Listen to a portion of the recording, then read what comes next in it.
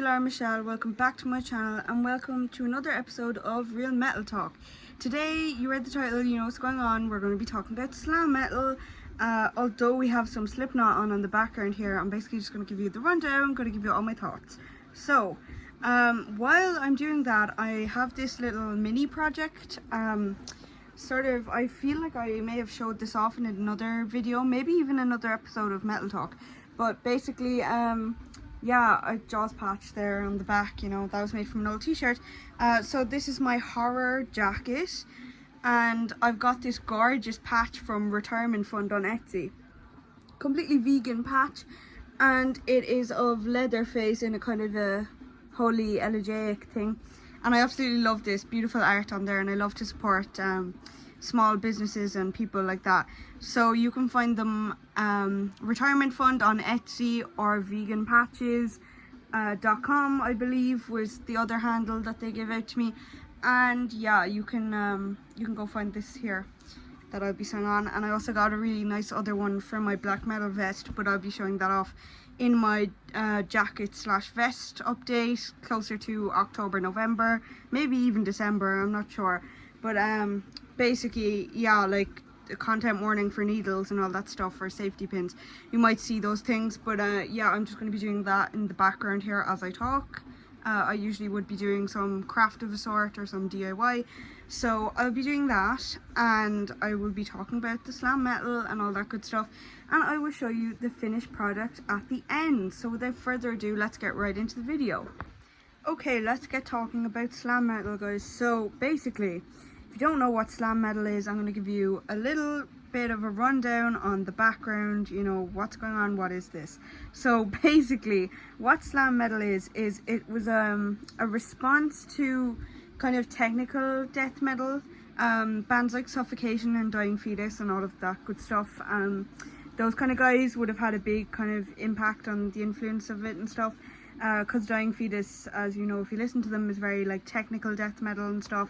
So it was kind of just like a play on that in response to the kind of really like slamming sounds. I find it funny, like at the start, okay, I was like, this is kind of laughable, because I know I listen to some weird shit, but like it literally, like, it sounds like goblins in a forest could have made this stuff. Like it sounds like a little goblin band going around. But now that's why I love it, you know. Like, I've really found a newfound love for slam metal. I think it's just like you have to let your ears get accustomed to it after a while, because that's really like, that really is what it takes, you know. It just kind of, you have to like let yourself get used to it. But I feel like that's the same with normal metal, like that's any way, shape or form hardcore. People would have, you know, often said the same thing, and I probably would have said the same thing about death metal some time ago, like Cannibal Corpse and all them, you know, the screaming and stuff and all these vocals, you're not always going to be used to them at the start, so it's going to take you a while to get into it. However, I am kind of still on the fence about this genre as a whole. Well, I'll call it a subgenre really, because that is what it is. So basically, like, I don't know, because there's just something so strange about it, like the vocal sounds and everything, but then at the same time, like, it's an art form in itself. But then sometimes I listen to slam metal and I'm like, is this even classified as music? But then that opens up a whole different discussion of like, what can you classify as music as a, like, in itself, and that's just a whole other thing that we don't even need to get into. However, I think that it kind of, for me anyway, as of now, you know, it depends on the band. It very much depends on like what kind of sort of music, what kind of sort of slam music that they're producing, you know.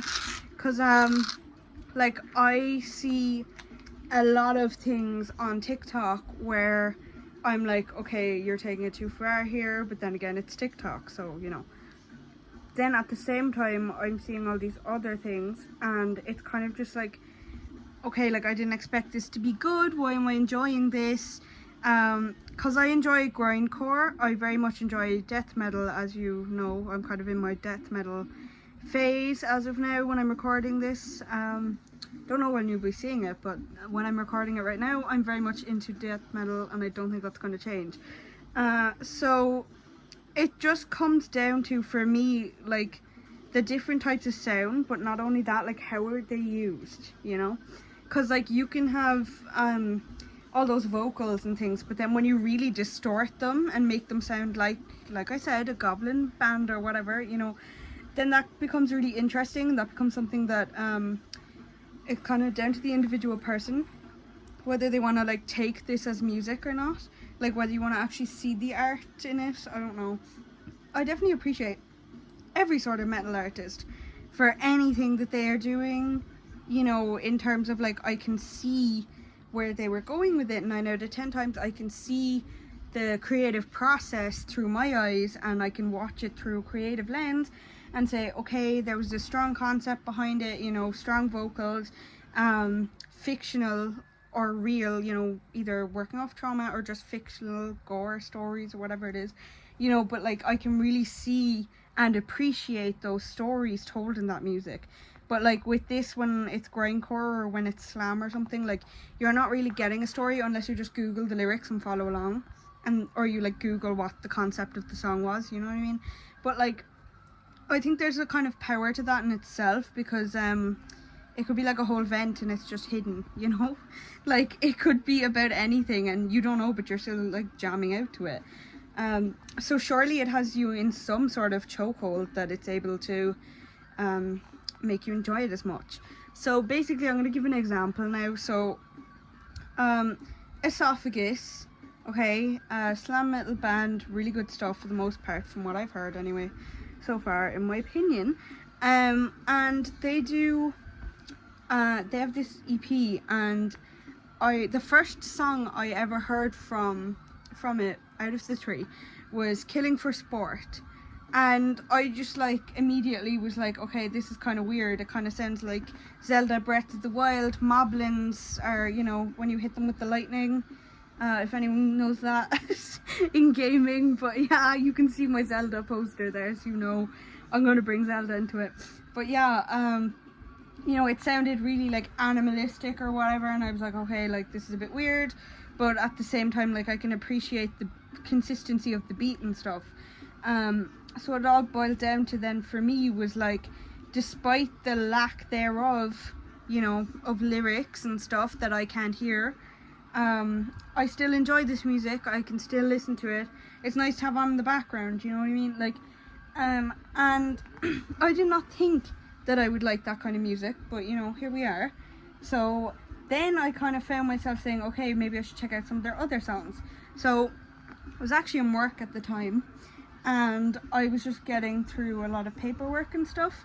So I said, okay, I'll sit down, put my AirPods in, and I will listen to some Esophagus, you know, I'll check out the remainder of the EP. And Killing for Sport is the second song out of 3. So I listened to the first song, didn't like it as much, you know, because it was more of a like screamy tone.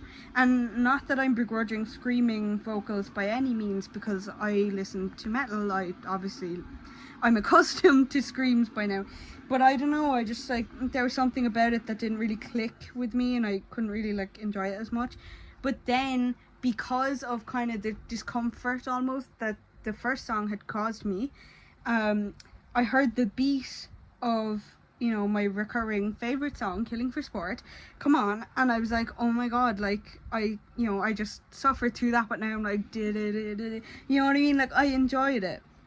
So I almost enjoyed it more then, because it was like the anticipation of like, when is this song gonna come on?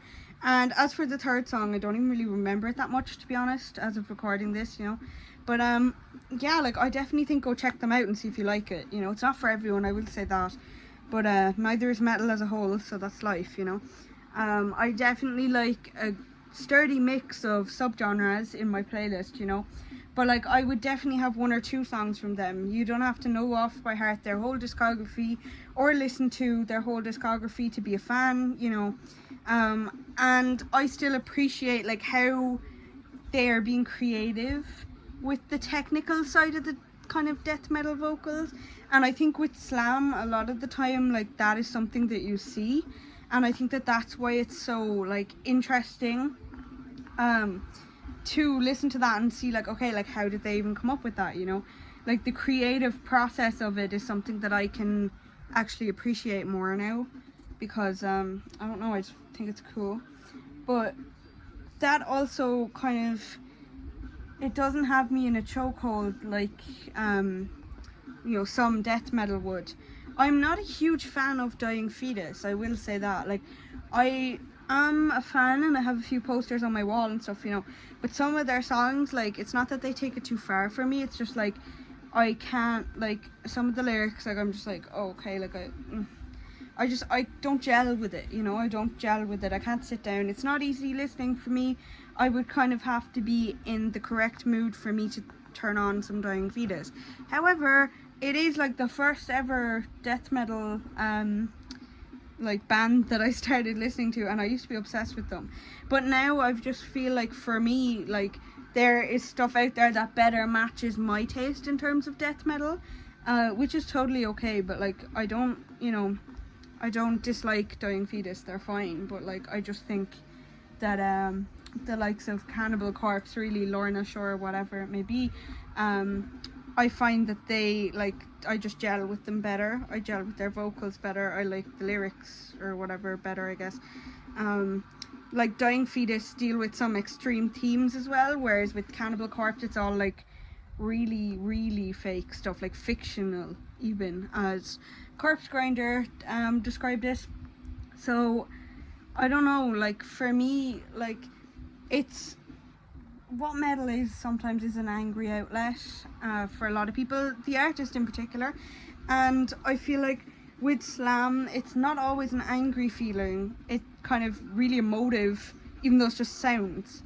So like, in a way it's a mindfuck, really, is what it is. But I definitely think it's like a genre that's going to take me some time to actually get my head around, because I'm just not used to it. Like, I'm not used to this, like, a sort of sound being, like, prescribed to me in this way, you know what I mean? Like, I'm used to vocals, screaming, whatever, few drums, you know, bassist, but I love the bass. I think it's a really important part of the music.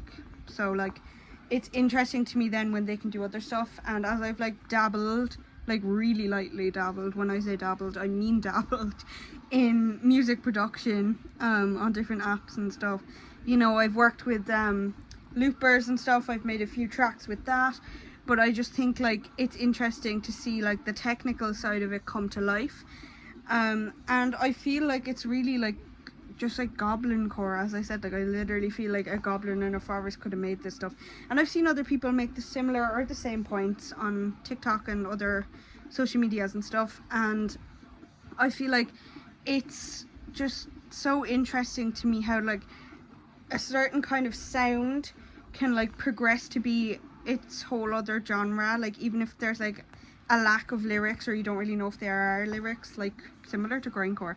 Like, all these things stemmed from death metal, technical in particular death metal, and like it's just so interesting to me how like it just has come to life now, and there's all these new and up and coming bands who are like, yeah, we're doing slam now, you know, and then it becomes a whole phenomenon really, and it becomes a whole thing, and now it's going to be recognized as a genre, even though originally it just kind of stemmed from the death metal, specifically technical, as I stated. So yeah, I just find that part of it really interesting, to be fair. But also like the album art and stuff thought was really cool, because it gave me the vibe that the music gave off, and I think that's something that's really important with any kind of an album.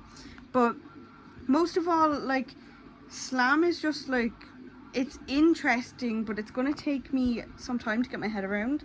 But like, I definitely think like it's like kind of the thing for me that like will divide the metal community, for one, because it's like, okay, like, when do we think it's like so hardcore that it's hilarious, and so hardcore that it's not actually hardcore? And that's a debate that will be, I have no doubt in my mind, ongoing till beyond my time. So this is just my 2 cents on the issue, as I always like to say. But yeah, like, it's just interesting, and it's kind of just strange to me how like these things just get recognized, and now it's like, yeah, like, here we go. But it's also really cool to me that like other people are being inspired by it, and that kind of happens with every genre. So I believe in giving every like subgenre its chance to thrive in the community. And like, just because I don't like some of the bands out there, that doesn't mean I won't check out the other stuff, because I think like it's really subjective to especially in slam, it's really subjective to the like particular and precise technicalities of the music and the production of the music. And like, it just, what all boils down to really is like, what sounds can your ears handle, and what sounds are your ears better accustomed to, and what sounds do they like. And not everybody will have the same answer for that, so that's the great thing about it, is that it just doesn't suit some people, but others will love it. And I think as a genre as a whole, like, we should really be giving slam a chance. Like, I'm definitely going to check out some more slam, and I might even come back to you guys in a few months and tell you, you know, whether I've changed my opinion on slam. Maybe I've evolved and maybe I'm a slam goddess now. I don't know, maybe I'll start making slam music. Maybe I'll go back on my Bandcamp moment. I don't even know. But yeah, like, I just think it's a strange one, but I'd love to hear other people's opinions on it, because I think that, like, it's just so subjective. But yeah, if you haven't already, check out Esophagus, Killing for Sport. It's a good EP, I'm not gonna lie. Like, just because I didn't really like the first song, there's 3 in there, you know, it's still a good EP. I like 2/3 of it, so yeah, definitely check it out. It's just, maybe my ears weren't accustomed to it yet. Maybe I love it in a few years time. So yeah, I'm gonna cut to the result of my patch on my horror jacket. Thank you guys so much for watching, and I'll see you in the next video.